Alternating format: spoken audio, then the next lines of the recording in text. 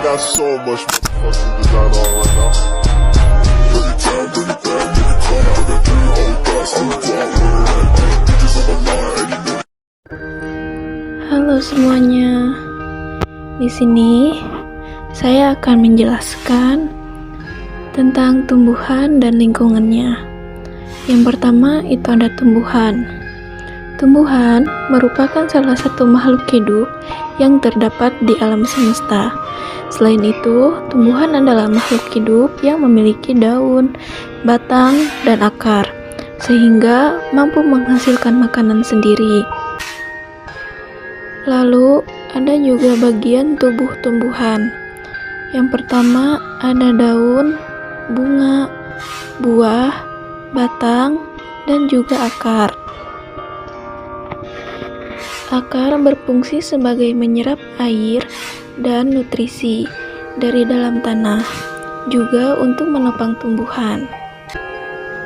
Lalu ada batang. Batang berfungsi sebagai menghantarkan air, nutrisi, dan makanan ke seluruh bagian tumbuhan.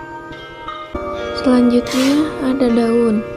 Daun berfungsi sebagai tempat tumbuhan membuat makanan.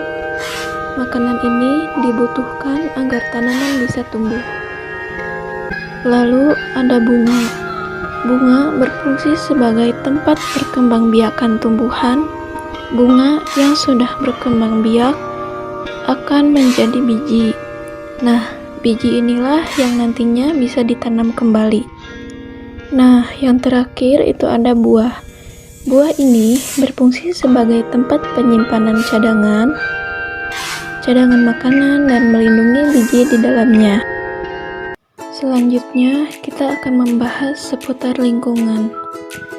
Apa itu lingkungan? Lingkungan adalah segala sesuatu yang berada di sekitar makhluk hidup, termasuk komponen fisik seperti udara, air, tanah, dan juga iklim, serta komponen biotik seperti tanaman, hewan, dan mikroorganisme.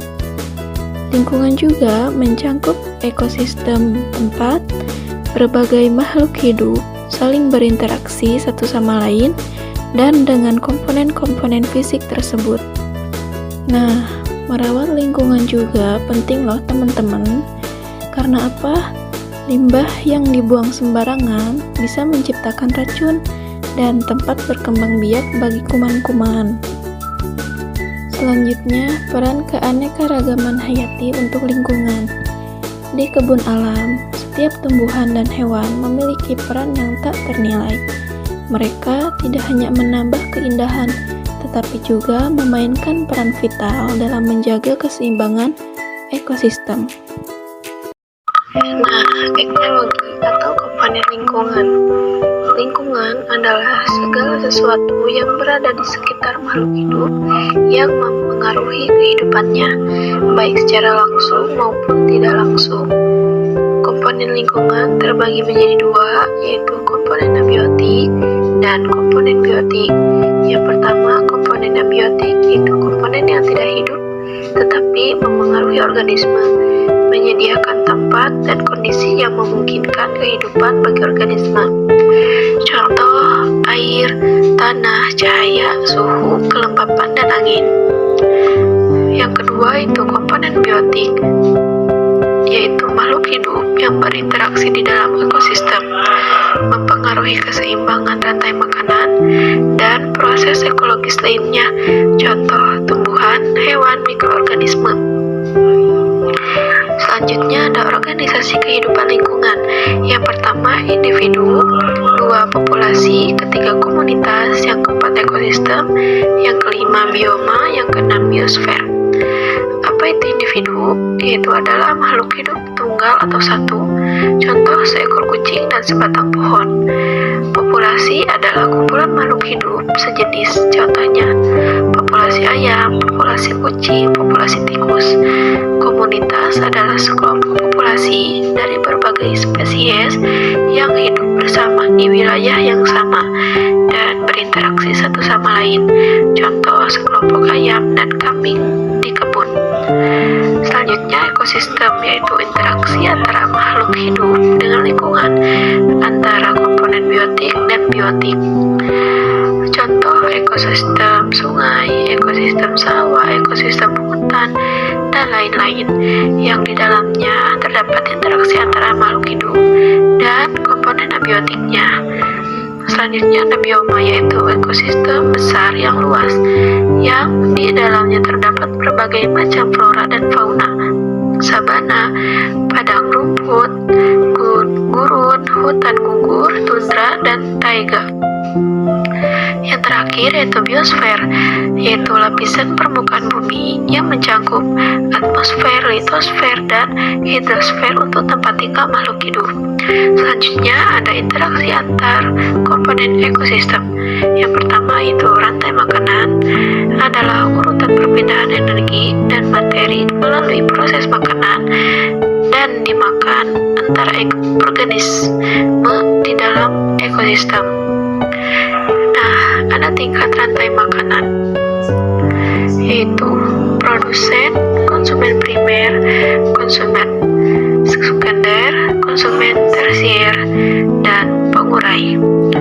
Contoh rantai makanan: produsen dari rumput ke konsumen primer yaitu kelinci, konsumen sekunder ular, lalu ke konsumen puncak yaitu elang, selanjutnya ke pengurai yaitu bakteri atau jamur.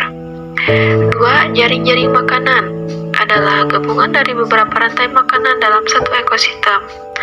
Yang ketiga, simbiosis adalah hubungan antara dua makhluk hidup dalam suatu ekosistem, yaitu simbiosis mutualisme, simbiosis parasitisme, simbiosis komensalisme. Yang pertama ada simbiosis mutualisme adalah hubungan saling menguntungkan antara dua organisme. Contoh lebah dan bunga. Lebah mendapatkan nektar bunga dibantu penyerbukannya. Lalu simbiosis parasitisme adalah hubungan di mana satu organisme diuntungkan sedangkan yang lain dirugikan. Contoh nyamuk dan manusia, benalu dan tumbuhan inang, tali putri dan tumbuhan inang. Terakhir itu ada simbiosis komensalisme, yaitu hubungan di mana satu organisme diuntungkan sedangkan yang lain tidak dirugikan maupun diuntungkan. Contohnya anggrek. Selanjutnya ada predasi, adalah hubungan antara pemangsa atau predator dan mangsanya. Contoh hubungan antara pemangsa atau predator dan mangsanya. Contoh ayam makan ulat.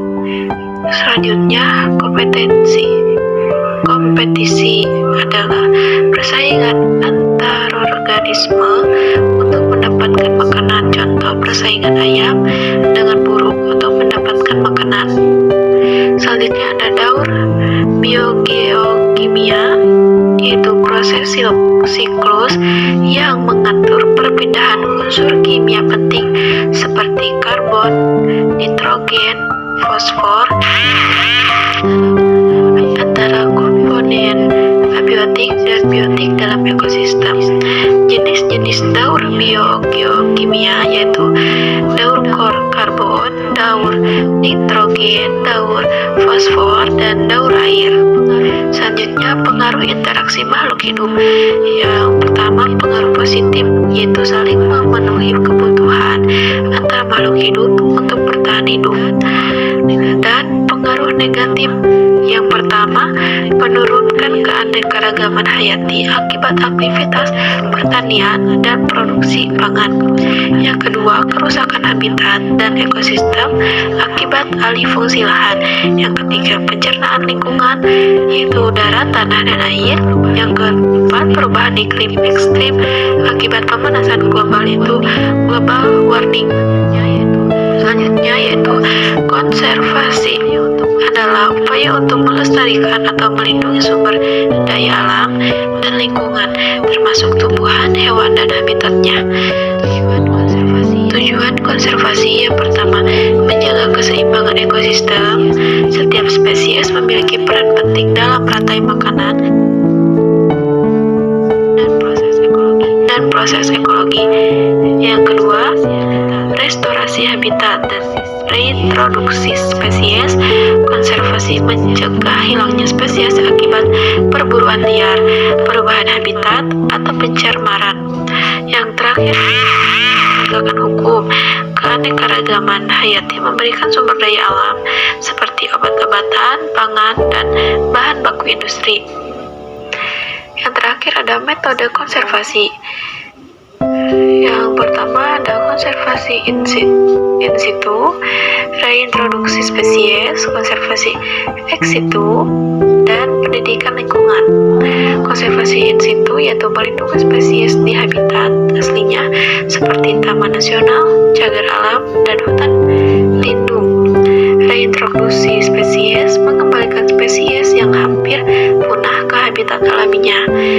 Konservasi ex situ yaitu melindungi spesies di luar habitat aslinya, contoh kebun binatang, kebun raya, bank gen, atau penyimpanan biji atau embrio. Yang terakhir, pendidikan lingkungan, meningkatkan kesadaran masyarakat tentang pentingnya konservasi melalui kampanye, program pendidikan, dan pelatihan.